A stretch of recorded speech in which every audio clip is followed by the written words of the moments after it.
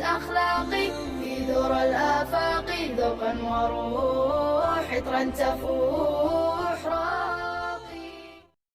तो चलिए शुरू करते हैं आज की क्लास, जिसमें हमें पढ़ना है कि एक्सेल में जो है लेआउट मेन्यू वो हम कैसे मैनेज करते हैं, उसके अंदर जो टूल्स है उनको हम कैसे यूज़ करते हैं।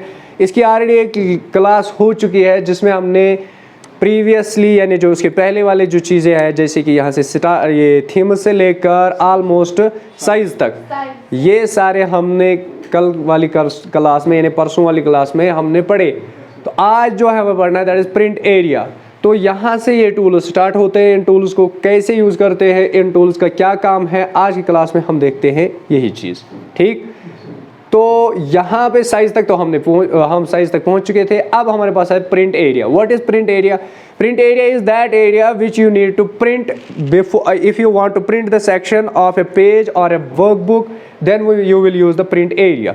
What does it mean? It means that कि अब अगर आप यहाँ पे G कॉलम से लेकर N कॉलम तक प्रिंट करना चाहते हो विदाउट ABCD to F, खाली यही कॉलम्स आप प्रिंट कराना चाहते हो लाइक दिस, समझ आ रही है बात? तो यहाँ से भी ये कॉलम्स नहीं आनी चाहिए और यहाँ से ये कॉलम्स भी नहीं आने चाहिए। तो आप क्या करोगे, सबसे पहले आप यहाँ पे प्रिंट हेडिंग्स पे क्लिक करोगे। इट मीन्स दैट कि यह आपको कॉलम का नाम भी दिखाएगा, अदरवाइज आपको पता ही नहीं चलेगा कि ये कौन सा कॉलम है। बात आ रही है समझ? तो क्या करेंगे फिर, शाबाश, यहाँ पे ये सिलेक्ट करेंगे and then print grid lines, इन इसको भी सिलेक्ट करेंगे। अब इनसे क्या होता है ये हम आगे देखेंगे, लेकिन अभी के लिए हमें ये दोनों चीज़ें ज़रूरत है, यानी इन दोनों को यस कर देना है। Then we will click on print area and set print area. यहाँ पे हम इस पे क्लिक करेंगे सेट प्रिंट एरिया, यानी जितना मैंने सिलेक्ट किया है इसी को आप प्रिंट एरिया सिलेक्ट कर दो। समझ आ रही है बात? अब यहाँ पे समझो, आप G कॉलम से लेकर M तक और साथ में 15th रो तक हमारी जो ये चीज़ें हैं प्रिंट होनी चाहिए। तो when I will press the Ctrl+P, तो आप देखो खाली यही चीज़ें प्रिंट हो जाएंगी G से लेकर M तक एंड लाइन नंबर 15। बात आ रही है समझ? है ना इजी? तो इट मीन्स दैट कि अगर आप कोई पर्टिकुलर एरिया प्रिंट कराना चाहते हो अपने डॉक्यूमेंट के अंदर, तो ये देखो अब मैं कहाँ से आ गया, यानी बीच में से, और हमारे पास डेटा कुछ भी नहीं है। अब अगर आप यहाँ पे करते हो ना रिमूव, यहाँ पे print area, clear print area, what does it mean? It means that कि जो हमने सिलेक्ट किया था प्रिंट करने के लिए उसको आप क्लियर कर दो। तो if I press clear print area, तो what is going to happen? अब देखो यहाँ पे मैंने कुछ सिलेक्ट किया है, अब मैं यहाँ पे Ctrl+P प्रेस कर रहा हूँ। आप देखो यहाँ पे क्या बता रहा है, We didn't find anything to print। हमारे पास कुछ है ही नहीं प्रिंट करने के लिए। क्यों? क्योंकि हमारे पास डेटा ही नहीं है। अब यहाँ पे अगर मैं सिलेक्ट भी कर देता हूँ, ये मैंने सिलेक्ट किया कि नहीं किया, लेकिन फिर भी मैं अगर प्रिंट करूँगा तो ये यही बताएगा कि हमारे पास एरिया ही नहीं है। तो हमें तो डेटा लिखना है, लेकिन जब मैं यहाँ पे इसको कर देता हूँ सेट प्रिंट एरिया, तो अब क्यों आ रहा है फिर? मेरे पास तो डेटा अब भी नहीं है। एग्जैक्टली तो सेट करने से ये होता है कि आपका पर्टिकुलर एरिया प्रिंट हो जाएगा। बात आ रही है समझ? तो विदाउट एनी डेटा अगर आप प्रिंट कराना चाहते हो तो you will use set print area to this thing, यानी जो पहले आप सिलेक्ट करोगे कुछ एरिया। अब अगर आप यहाँ पे डायरेक्ट करते हो ना सेट प्रिंट एरिया, तो यहाँ पे आपको मिलेगी एक message, you have not selected a single cell for that particular, यानी आपने एक खाली सेल सिलेक्ट की है, यानी एक ही सेल सिलेक्ट की है, किस लिए? प्रिंट करने के लिए। तो ये सही नहीं है। तो इट मीन्स दैट कि you have to select a particular area and then उसके बाद उसको करोगे क्या, सेट प्रिंट एरिया। तो जब आप प्रिंट करोगे तो खाली यही आएंगे। आप देखो DEF और बीच में से आ रहा है, कहाँ से? पहले वाले कॉलम्स नहीं आ रहे हैं। अगर मैं यहाँ पे कुछ लिखूंगा ना तो ये प्रिंट में आना चाहिए कि नहीं आना चाहिए? आना चाहिए ना। तो जब मैं प्रिंट करूंगा तो ये नहीं आएगा, नहीं आ रहा है। कहीं पे आ रहा है? वाई?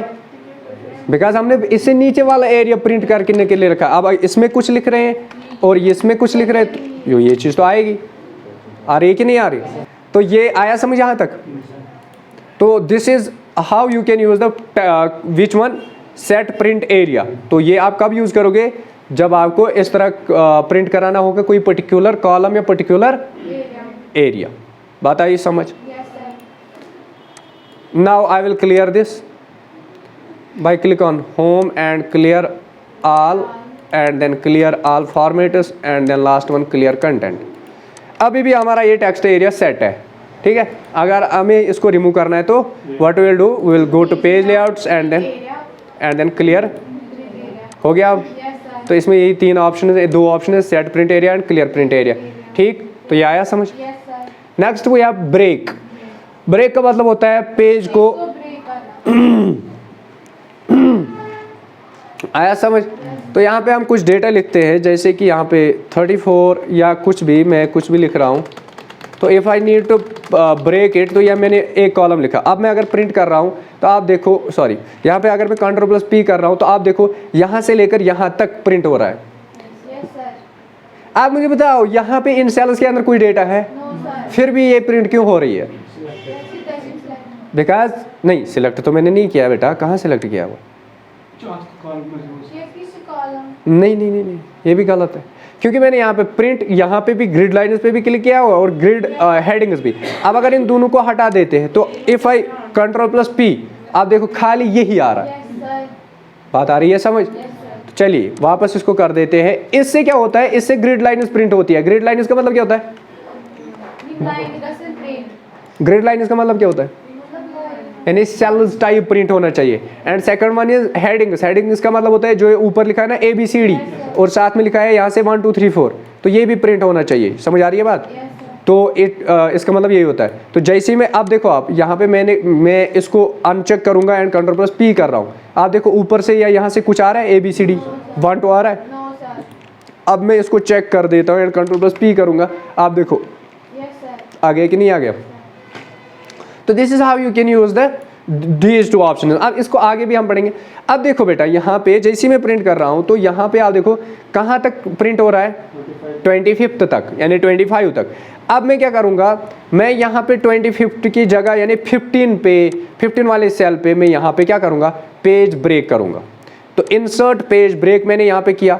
अब पेज 15 तक यानी जो रो नंबर 14 है, कौन सी? 14 वहीं तक प्रिंट होना चाहिए। तो जैसे ही मैं Ctrl+P करूंगा, आप देखो कहाँ से कहाँ तक हो रहा है? 15 हो रही है। वाई? एग्जैक्टली। अब जैसे मैं नीचे जाऊंगा तो यहाँ पे आ रहा है 25 तक, फिर आ रहा है ये और फिर आ रहा है ये। अब इतना ही क्यों आ रहा है? कोई बताएगा क्यों ये इतना ही प्रिंट क्यों हो रहा है? जैसे आप देखो पहले वाले में यहाँ पे खाली सेल्स आ रही है, D तक हो रहा है, लेकिन ये तो कहाँ तक होना चाहिए? E भी होना चाहिए, F भी होना चाहिए, G भी होना चाहिए। फिर से बताओ जरा। इसका मतलब क्या होता है? मुझे तो एक पेज पे करना है, तो मेरा इतना पेज क्यों बच रहा है? फिर देखो मैं Ctrl+P कर रहा हूँ, यहाँ से ये पेज ज़ाया हो जाएगा ना, ये जो खाली आ रहा है ये ज़ाया होगा ना। तो मुझे D कॉलम के बाद E आएगा, तो वो यहाँ पे आना चाहिए। मुझे तो अभी पेज में जगह है, तो ये क्यों नहीं आ रहा है? और ब्रेक करने से क्या होता है? ब्रेक तो किया मैंने, लेकिन ब्रेक का मतलब होता है नीचे की तरफ काटो, हमारा यही माना है, लेकिन ये नहीं है। इसी में डिफरेंस है। नहीं, ब्रेक का मतलब होता है कि जिस कॉलम को आप सिलेक्ट करोगे और जिस सेल को सिलेक्ट करोगे वहीं से ब्रेक होगा। समझ आ रही बात? मैंने कहाँ से ब्रेक किया था? इसी वाली सेल से मैंने ब्रेक किया था। तो what I am going to do now, मैं क्या करूंगा, मैं यहाँ पे ब्रेक करूंगा। हालांकि सेल नंबर कौन सी है? सेम इसी रो नंबर में सेल यही है, यानी 15 रो है एंड कॉलम मैंने JI सिलेक्ट किया। अब मैं करूंगा पेज ब्रेक, सॉरी ये ब्रेक, इंसर्ट ब्रेक। अब देखो, अब जब मैं प्रिंट करूंगा तो आप देखो ये आ गया कि नहीं आ गया? D भी आ गया और E भी आ गया। अब F G क्यों नहीं आ रहे? बिकॉज उनमें डेटा नहीं है। तो अब अगर मैं यहाँ पे कुछ डेटा लिख रहा हूँ, ठीक है, तो आप Ctrl+P कर लो, आ गया कि नहीं है? H तक आ गया कि नहीं आएगा? और नीचे देखो यहाँ तक आ रहा है। बात आ रही है समझ कि नहीं? तो this is how you can break the page. अब यहाँ पे आप प्रिंट करते हो तो ये एक पेज में आ रहा है। पेज ब्रेक का मतलब क्या होता है? एग्जैक्टली, पेज को, हाँ, तो एक यानी 2 हिस्सों में तकसीम करना। तो यहाँ पे एक हिस्सा यहाँ पे आ रहा है, और जब हम इससे नीचे जा रहे हैं दूसरे पेज पे, तो यहाँ पे इसके आगे आ रहा है, यानी 15 से लेकर 25 तक। समझ आ रही है बात? नेक्स्ट थिंग हमारे पास है, ये आ गया प्रिंट, ये ब्रेक। तो अब यहाँ पे आपको सबसे पहला ऑप्शन मिलता है यानी insert page break. It means that यहाँ पे आप पेज को ब्रेक करना चाहते हो, तो then click on this thing. Then second one is remove page break, it means that कि ये जो आपने पेज ब्रेक इंसर्ट की हुई है उसको रिमूव कर दो। जैसे ही मैं रिमूव पेज ब्रेक पे क्लिक करता हूँ, then what is going to happen, यहाँ पे क्या होता है, यहाँ पे मैं फिर से रिमूव पेज एंड Ctrl+P कर रहा हूँ, तो यहाँ पे रिमूव नहीं हुई है because I didn't have select that one. तो what I am suppose to do, तो इससे भी अगर नहीं हो रहा तो then you will press Ctrl+A and then remove page break, अब होगा। ठीक है, अब देखो अब ये सारा प्रिंट हो जाएगा एक ही पेज पे। Ctrl+P करने से एक ही पेज पे आ गया कि नहीं आ गया? तो जो आपकी पेज ब्रेक थी वो खत्म हो गई कि नहीं हो गई? कैसे हुई? यानी आपने सिलेक्ट किया था, अब मुझे पता नहीं था कि मैंने पेज ब्रेक कहाँ पे एग्जैक्टली इंसर्ट किया था। यहाँ पे मैं 17 वाले रो पे और G वाले कॉलम पे, G कॉलम यानी G17 पे मैं पेज ब्रेक इंसर्ट करूँगा। फिर से देख लो, यहाँ पे मैंने G7 इस पे किया ना, ये सेल याद रखना G17, तो ये मैंने किया। अब Ctrl+P कर रहा हूँ तो यहाँ पे देखो अब 16 तक हो रही है, तो क्योंकि 17 से मैंने ब्रेक किया हुआ है। अब यहाँ पे क्या करते हैं, हम एस्केप कर देते हैं। अब अगर मुझे वापस इसको करना है ना, यानी अनब्रेक यानी रिमूव करनी है ब्रेक, तो what I will select G17, तो this is G and this one is 17। अगर मैं इनको सिलेक्ट कर रहा हूँ एंड रिमूव पेज ब्रेक पे क्लिक कर रहा हूँ, तो आप देखो अब अगर मैं Ctrl+P करूँगा तो आप सारा आ जाएगा कि नहीं आएगा। लेकिन बेटा कभी कभी क्या होता है कि आपको याद नहीं रहता है कि मैंने कहाँ पे पेज ब्रेक किया है। अभी मैं पेज ब्रेक कर रहा हूँ कौन सी वाली सेल पे, G13 पे, तो यहाँ पे मैं इंसर्ट करूँगा पेज ब्रेक, यानी मैं प्रिंट कर रहा हूँ तो इतना ही आ रहा है, यानी 12 तक आ रहा है क्योंकि G13 पे। लेकिन आपको याद नहीं रहा कि हमने ब्रेक कहाँ पे किया है, लेकिन आपको याद रहना चाहिए। वाई? बिकॉज आप देखो ये लाइन यहाँ से आ रही है कि नहीं आ रही है, हाईलाइटेड लाइन, तो इसके नीचे वाली जो लाइन होगी ना, यानी इसके नीचे जो सेल होगी वही वाली सेल होती है जिसमें हमने क्या किया हुआ होता है, ब्रेक। यानी यहाँ से जो एक्स एक्सिस है, एक्स एक्सिस के नीचे से और वाई एक्सिस के राइट से, यानी वाई एक्सिस के राइट से, ये दोनों जब आप मिलाओगे तो जो सेल होगी वही सेल होती है उसकी। अब अगर आपको नहीं मिल रही है किसी वजह से, वो सारा सिलेक्ट करेगा, Ctrl+A प्रेस करेगा एंड देन व्हाट शी और he needs to do, Ctrl+A press then remove page break, तो यहाँ पे पेज ब्रेक जो है ब्रेक हो जाती है, आपका सारा पेज जो है प्रिंट हो जाएगा।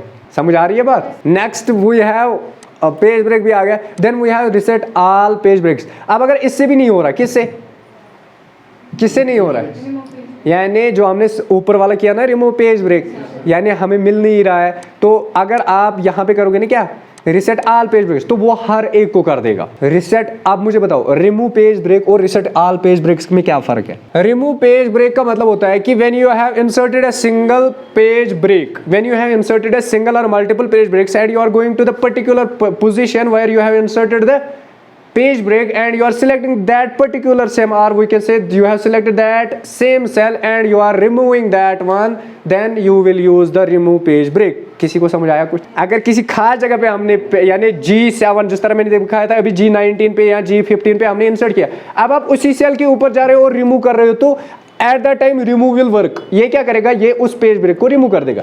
But second one is reset all page break, it means that कि अगर आपने 100 क्या यूज किए हैं पेज ब्रेक, यानी 100, अब आप एक साथ उनको रिमूव करना चाहते हो, then you will reset all the page breaks. ना गलत बोला था आपने, आप बोल रहे थे कि पेज रिमूव पेज करेगा, बट ये रिमूव पेज ब्रेक करेगा, यानी ब्रेक जो हमने डाली थी। चलो प्रैक्टिकल में देखते हैं, कोई बात नहीं। यहाँ पे सबसे पहली वाली हम इंसर्ट करते F8 में पहली ब्रेक इंसर्ट कर रहा हूँ, हो गई है एक। दूसरी ब्रेक जो है मैं यहाँ पे G19 में इंसर्ट कर रहा हूँ, कितने हो गए? 2। और तीसरी वाली जो है यहाँ पे नहीं बेटा, हम यहाँ पे करेंगे F23 नहीं 23 नहीं 22, F22 में हम और एक इंसर्ट करेंगे पेज ब्रेक। अब कितनी आ गई? लेकिन किस को याद है कि कहाँ पे हमने इंसर्ट किया? G8 ये हो गया ना एक्स एक्सिस के नीचे, एक्स एक्सिस के नीचे, और जो वाई एक्सिस है वाई एक्सिस के राइट, तो वही आ गया ना G8। तो अब अगर यहाँ पे मैं रिमूव कर रहा हूँ ना क्या, रिमूव पेज ब्रेक, तो खाली ये वाली ब्रेक होगी। देखो जैसे मैंने यहाँ पे क्लिक किया, हो गई है ना ब्रेक, यानी गई ना खत्म। अब दूसरी समझो, अब यहाँ पे और 2 है हमारे पास पेज ब्रेक्स, जरा मुझे बताओ कहाँ पे है? चलो कोई बात नहीं, हम क्या करते हैं, हम यहाँ पे आ जाते हैं, यहाँ पे आ जाते हैं और यहाँ पे और एक इंसर्ट करते हैं पेज ब्रेक। ये याद रखना H8,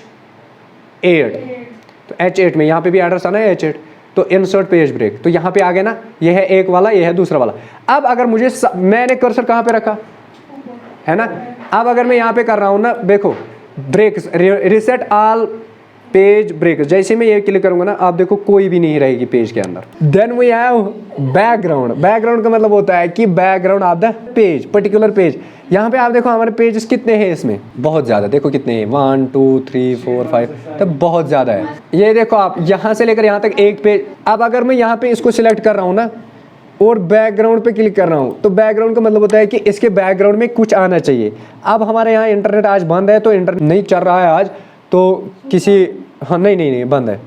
तो यहाँ पे क्या होता है, हम करेंगे वर्क ऑफलाइन, हम ऑफलाइन में काम करेंगे।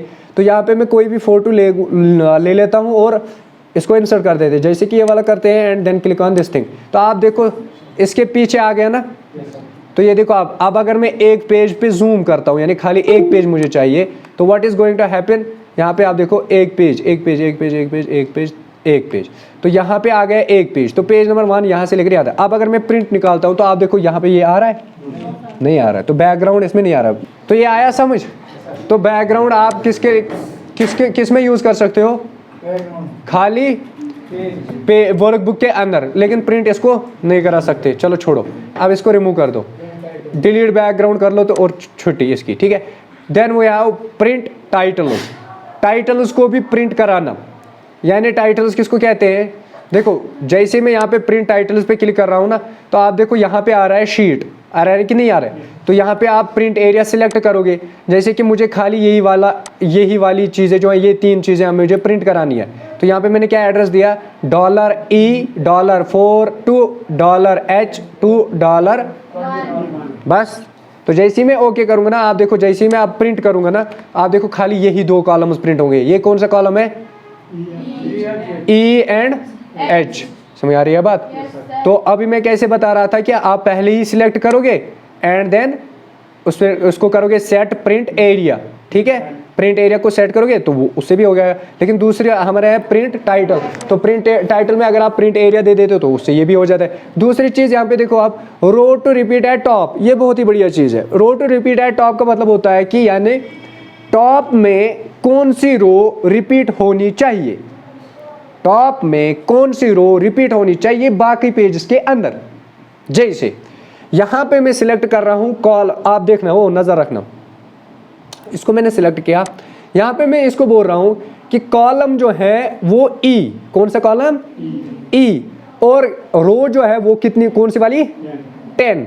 तो यहाँ पे मैं इसको सिलेक्ट कर रहा हूँ, तो क्या आ गया यहाँ पे, $10, यानी जो 10th वाली रो है वो क्या होनी चाहिए, प्रिंट होनी चाहिए। कहाँ पे, रिपीट एट टॉप, यानी ये टॉप में रिपीट होनी चाहिए खुद ही। और दूसरी चीज समझो, columns to repeat at top, कौन सा कॉलम रिपीट होना चाहिए टॉप में, सॉरी लेफ्ट, लेफ्ट। तो लेफ्ट में कौन सा ये होना चाहिए, तो we will select which one, E। पहले इस पे क्लिक करेंगे ना, फिर E को सिलेक्ट करेंगे, आ गया E, $E, तो यानी E column, and then rows to repeat at top, वो हमने रखा 10। अब जैसे ही हम ओके करेंगे, तो ओके करने के बाद आप देख लो यहाँ पे आपको कुछ फर्क आया पेज में, कुछ नजर आया पेज में। कितना झूठ बोलते हो आप लोग, ये तो पहले से ही था अल्लाह की कसम पहले से ही था, जब मैंने ये सेट एरिया किया था ना तभी से था। कितना झूठ बोलते हैं आप लोग। देखो यहाँ पे मैं क्लियर प्रिंट एरिया भी कर देता हूँ। अब मुझे बता कोई और फर्क है इसमें, नहीं है। तो आप देखो आप पेज 1 कहाँ से कहाँ तक शुरू होता है, यहाँ पे आपको नीचे कोई लाइन मिल रही है, देखो ये है पेज 1, ये है ना पेज 1, यहाँ से लेकर यहाँ तक। अब पेज 2 कहाँ से स्टार्ट होता है, यहाँ से नीचे तक, है ना। देखो जैसे ही मैं इस पेज 2 पे क्लिक करूंगा ना, कुछ भी डेटा लिखूंगा, आप देखो ऊपर क्या आएगा, सेल 1 में आप देखना, यानी रो 1 में आप देखो क्या आएगा।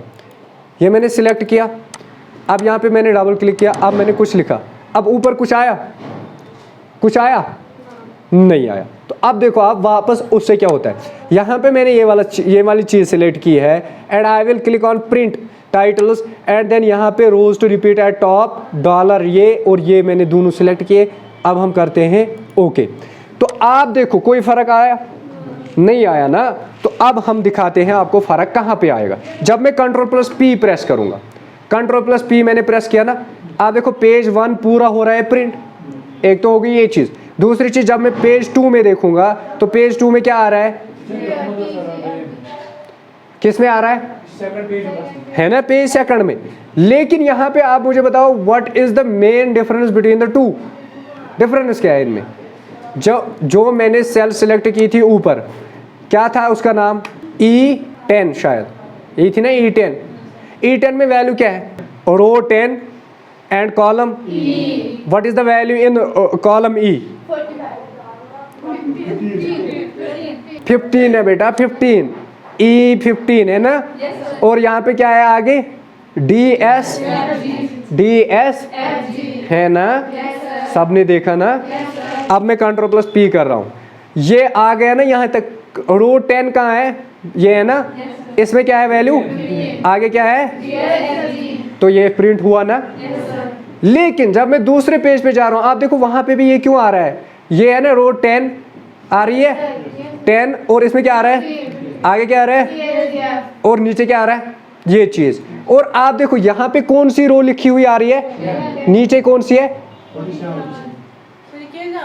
यही तो कमाल है ना, यही तो मैंने वहां पे किया ना। टॉप में मैंने बोला था कि टॉप में आनी चाहिए रो नंबर 10 और कॉलम E आना चाहिए। तो कॉलम E के अंदर वैल्यू है 15 और ये जो रो है वो है 10th वाली, तो उसमें है DGF।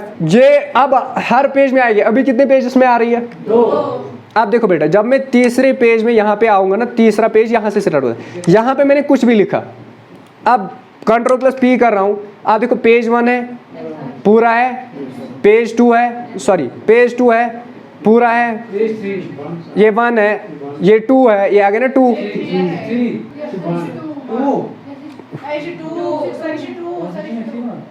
टू है ना, यहाँ पे दिखा रहा है ना 2 of 3, तो ये पेज नंबर 2 है। तो यहाँ पे ये आ रहा है, ये आ रहा है, ये आ रहा है, ठीक।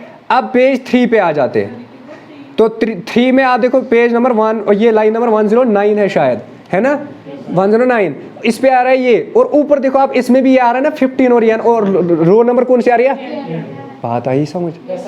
तो ये कब हम यूज करते हैं, जरा मुझे आप बताओ, ये हम यूज कब करेंगे कि ये मतलब रिपीट होना चाहिए हर पेज में, हर जगह।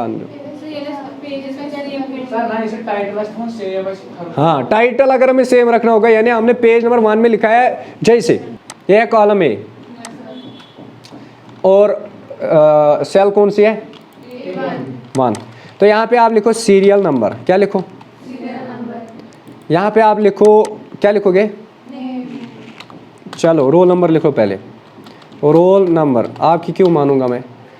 देन एंटर करके ऊपर आ जाते हैं, यहाँ पे लिखेंगे आप नेम, नेम तो लिखना था 3rd टाइम। अब यहाँ पे लिखेंगे, नहीं मैं तो मानूंगा ही नहीं, पेरेंटेज। उसके बाद क्या आएगा, MOTH बोल चाहिए, ठीक है। Next father's parentage mother's name, ठीक है, कोई बात नहीं, हम कुछ भी लिख सकते हैं। नेक्स्ट वो या मदर्स नेम, उसके बाद क्या आएगा, एड्रेस, ADDRESS अनंतनाग। देन चलो नहीं, कॉन्टैक्ट लिखेंगे। आगे कितने कॉलम लिखे मैंने,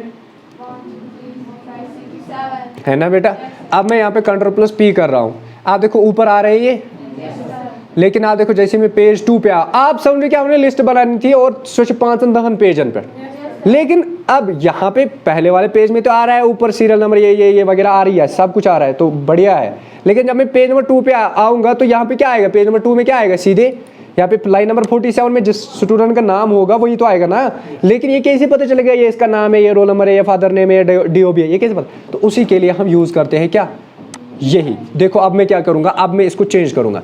हम आते हैं प्रिंट टाइटल्स पे, और यहाँ पे प्रिंट एरिया को आपकी मर्जी है, कर लो सिलेक्ट या मत कर लो, कोई बात नहीं, मैं तो अभी नहीं करूँगा। अब यहाँ पे rows to repeat at top, यहाँ पे मैं अभी चेंज करने वाला हूँ ये, यानी ये वाली रो प्रिंट होनी चाहिए हर पेज के पहले में, बस बात खत्म। तो ये मैंने ओके किया। अब देखो पेज नंबर 2 में अगर हम जाते हैं, वहाँ पे कुछ नया मिल रहा है आपको, नहीं मिल रहा है। लेकिन जब हम प्रिंट करेंगे तो प्रिंट में आप देखो यहाँ पे कॉन्टैक्ट तक आ रहा है, G तक। अब जब हम पेज नंबर 2 में जाएंगे तो आप देखो यहाँ पे G आ रहा है। आप ये समझो कि पेज नंबर 2 में भी अब ये सारी चीज़ें आ गई कि नहीं आ गई। तो अब जब लाइन नंबर 47 होगी वहाँ पे स्टूडेंट का सीरियल नंबर होगा, रोल नंबर होगा, नाम होगा, एड्रेस होगा, पेरेंट वगैरह। तो ये कैसे पता चलेगा जब हमने बार बार लिखा। अब यानी अगर हमें हर पेज में ये प्रिंट कराना था तो what we are suppose to do, हमें क्या करना था, हमें हर लाइन में पहले ये सारी चीज़ें लिखनी थी। लेकिन हमने क्या किया, हमने प्रिंट टेक्स्ट एरिया यानी उसमें जो है नीचे दे दिया क्या, टेक्स्ट टाइटल प्रिंट करना है आपको हर एक पेज में, तो इसने खुद ही कर दिया लाइन नंबर 1, तो वहाँ पे ये आएगा। और उसके बाद लाइन नंबर 47 यानी लाइन नंबर 46 है पेज नंबर 1। तो अगर आप यहाँ पे देखो क्या दिखा रहा है, 46 दिखा रहा है ना लास्ट वाली लाइन, तो 47 में क्या दिखाएगा अब, यानी वापस से लाइन नंबर 1 एंड देन उसके आगे। बात आई समझ? हाँ, तो यही है इसके बाद। अब उसके बाद आता है प्रिंट, तो ये हम आगे पढ़ेंगे। ये प्रिंट वगैरह क्या है, ब्लैक वगैरह, ये हम अभी नहीं पढ़ेंगे। क्यों? क्योंकि अभी इसमें 4 चीज़ें, एक तो हो गया पेज, दूसरा हो गया मार्जिन, तीसरा हो गया हेडर फुटर एंड उसके बाद आता है शीट। समझ आ रही है बात? तो ये हम आगे पढ़ेंगे अभी, किस में, इसी में। ठीक है, वो तो खत्म हो गए, ये तो पहले पढ़ाना था मुझे, लेकिन अब मैं पढ़ा रहा हूँ। चलो कोई बात नहीं। तो अब हम देखेंगे पहले का शीट को। अब हमने इतना पढ़ा तो इसे आगे भी पढ़ लेते हैं, है कि नहीं। तो यहाँ पे हम क्या पढ़ेंगे, रोज टू रिपीट, यहाँ तक तो समझ आ गया, आगे कि नहीं। अब यहाँ पे आता है प्रिंट। प्रिंट में सबसे पहले आता है ग्रिड लाइनर्स। ग्रिड लाइनर्स का मतलब क्या मैंने बताया, वेरी गुड, ये छोटी छोटी सेल्स। अब यहाँ से हम अनचेक कर देंगे, यानी इसकी टिक हटा देंगे। तो यहाँ पे हम ओके करेंगे। अब मैं यहाँ पे Ctrl+P करूँगा, आप देखो यहाँ पे सेल्स नहीं होंगे। और देखो कितना खराब लग रहा है कि नहीं लग रहा। क्यों लग रहा है खराब? क्योंकि इसमें ग्रिड लाइन नहीं है और पता नहीं चल रहा है कि ये कॉलम इस तरह है और यहाँ पे 30 कॉलम्स। ठीक है, तो इसीलिए आप क्या करोगे बेटा, यहाँ पे इस पे क्लिक करोगे एंड देन यहाँ पे ग्रिड लाइन पे क्लिक करोगे, तो ये आ गई एक चीज़। यानी इससे क्या होता है, दूसरी चीज़ आती है कमेंट। कमेंट का मतलब होता है कि आप कमेंट मैंने बताया था ना, कमेंट कैसे करते हैं, बताया था ना। तो अब अगर आपने इस पेज के अंदर कोई कमेंट की हुई है तो then if you set this comment, अभी ये दिखा रहा है नन और यहाँ पे दिखा रहा है at the end of the page and displayed on the sheet. तो इसका मतलब होता है एट द एंड का मतलब होता है आखिर में दिखाओ, as displayed on the sheet का मतलब होता है जहाँ पे हमने कमेंट की हुआ है और वही उसी तरह वहीं पे प्रिंट करो। ठीक है, पहला आता है नॉन। लेकिन हमने कोई कमेंट इंसर्ट ही नहीं किया है, तो अब ये प्रिंट कैसे निकलेगा। तो अब हम क्या करेंगे, हम पहले एक कमेंट कर देंगे। तो यहाँ पे कमेंट कैसे करते हैं बेटा, हम करते हैं जैसे कि इस वाले पे यानी E15 पे हम एक कमेंट करेंगे, यानी इस पे राइट क्लिक करेंगे एंड ऑन इंसर्ट कमेंट पे क्लिक करेंगे। तो यहाँ पे मैं लिखूंगा दिस इज द नंबर, बैठो कुर्सी पे, दिस इज शाबाश बोलो FOURHUNDRED 450 51 आया समझ। तो ये मैंने लिखा, ये मैंने यहाँ पे कमेंट लिखी कि दिस इज 451, तो ये मैंने लिख दिया। अब देखो जैसे ही मैं यहाँ पे क्या करूँगा, प्रिंट पे आ जाऊँगा और यहाँ पे कमेंट में यहाँ पे सिलेक्ट करूँगा at the end of the sheet, यानी शीट के आखिर में ये प्रिंट होनी चाहिए। अब मैं ओके कर रहा हूँ, Ctrl+P कर रहा हूँ। आप देखो बेटा यहाँ पे शीट के एंड में यहाँ पे कमेंट आ रही है कि नहीं आ रही है, आखिर में। हाँ, क्या लिखा है यहाँ पे, यानी कमेंट जो किया है सेल नंबर 515, यानी इसमें लिखा है वैल्यू 5 नहीं, क्या है ये सेल पूरा देखो $15 यानी सेल 15 में ये डॉलर है पहले, सॉरी। तो $15 पूरा दिखता भी नहीं है ना, तो $15 में बता रहा है कि यहाँ पे कमेंट की है आदिल तांतरे ने, दिस इज 451। तो ये प्रिंट हो गई। अब दूसरी चीज देख लो, ये तो मैंने रखा था कि एट द एंड, अब हम क्या रखेंगे, एज डिस्प्लेड ऑन शीट, यानी ये शीट थी कर, समझ आ रही है। तो यहाँ पे मैं इसको एज डिस्प्लेड देन ओके करूँगा। ओके करने के बाद जब मैं प्रिंट करूँगा तो आप देखो पहले ही पेज में नहीं आई। हम इस कमेंट को क्या कर देते हैं, यहाँ पे आ जाते हैं हम होम के अंदर और यहाँ पे एक बारी आ जाते हैं सेक्शन पेन के अंदर एंड कमेंट 1 जो है इसको कर देते हैं डिस्प्ले। तो अब हम अगर यहाँ पे प्रिंट निकालेंगे ना तो ये निकलेगी इंशाल्लाह। आ गई ना, देखा आप। उसके बाद है black and white. Black and white का मतलब क्या होता है, यानी ब्लैक और वाइट कर दो, बाकी कलर वगैरह नहीं करना। अभी हमारा page already black and white है, तो ये क्या करेगा बेचारा, ब्लैक एंड वाइट, ये तो ऑलरेडी ब्लैक एंड वाइट ही है। अब कलर कब होता है, जब हमारी सेल्स में यहाँ पे किसी जगह पे हमने क्या किया होता कलर, जैसे कि ये हमने किया रेड और इसका बैकग्राउंड कर देते ये, तो इससे ये होना चाहिए ब्लैक एंड वाइट। और पूरे पेज को अगर हमने कलर किया होता, यानी यहाँ से लेकर इन सारी सेल्स को अगर हमने, यानी ये असल में ये तो सारे पेज का होना चाहिए था, कोई बात नहीं, ठीक है। तो यहाँ पे अगर हम Ctrl+P करते तो ये अभी भी ब्लैक एंड वाइट हो रहा है, क्योंकि हमने वहाँ पे ब्लैक एंड वाइट सेट कर रखा है। तो अब हम किस में आएंगे, पेज लेआउट में, एंड देन यहाँ पे क्लिक करेंगे तो ब्लैक एंड वाइट को हटा देते हैं, इंशाल्लाह होगा। आ रहा है कि नहीं आ रहा है? देखा? तो यही बातें आपको समझनी नहीं चाहिए, यानी यही समझनी चाहिए। तो देन वी विल, अगर आप रखना चाहते हो तो इसको रख लो। उसके बाद आता है ड्राफ्ट क्वालिटी। ड्राफ्ट क्वालिटी का मतलब होता है कि यानी इससे क्या होता है, आपके पेज की क्वालिटी कम हो जाती है, समझ आ रही है, कम, ठीक है। तो ये तो मतलब रखना नहीं चाहिए, ना ब्लैक एंड वाइट रखना चाहिए, नहीं है, क्योंकि कलर जैसा है वैसा है। तो उसके बाद जो है रो एड कॉलम हेडिंग्स, तो ये इंपॉर्टेंट चीज़ है। यानी अभी देखो आप, अभी मैं इसको अनहाइड कर रहा हूँ, यानी अनचेक कर रहा हूँ। अब मैं Ctrl+P कर रहा हूँ, आप देखो यहाँ से आपको रो नंबर आ रहा है, यहाँ से आपको ऊपर ABCD आ रही है, नहीं आ रही है। तो अब हम इसको कैसे लाएंगे बेटा, इसमें जाएंगे एंड देन यहाँ पे करेंगे इसको सिलेक्ट एंड ओके करेंगे। अब बस Ctrl+P कर दो और यहाँ पे आपको रो नंबर भी आएगा और ऊपर से ABCD भी आएगा। तो दिस कॉल्ड रो हेडिंग, आ रहे हैं। और last one is print preview, यानी प्रीव्यू का मतलब होता है अगर आपको यहीं पे देखना है कि कैसे प्रिंट निकलेगा तो इस पे क्लिक करोगे तो यहाँ पे आपको दिखाएगा प्रिंट प्रीव्यू, समझ आ रही है। तो ये आप वहाँ से भी निकाल सकते हो, तो कोई बात ही नहीं है। Ctrl+P प्रेस कर दो तो वहाँ से भी निकलेगा। देन वी हैव ऑप्शंस के अंदर आपको आता है पोर्ट्रेट एंड लैंडस्केप। पोर्ट्रेट अगर आप इस तरह करोगे तो ये खड़ा निकलेगा, and then if you click on this one तो ये लैंडस्केप आ जाएगा। बात आ रही है समझ?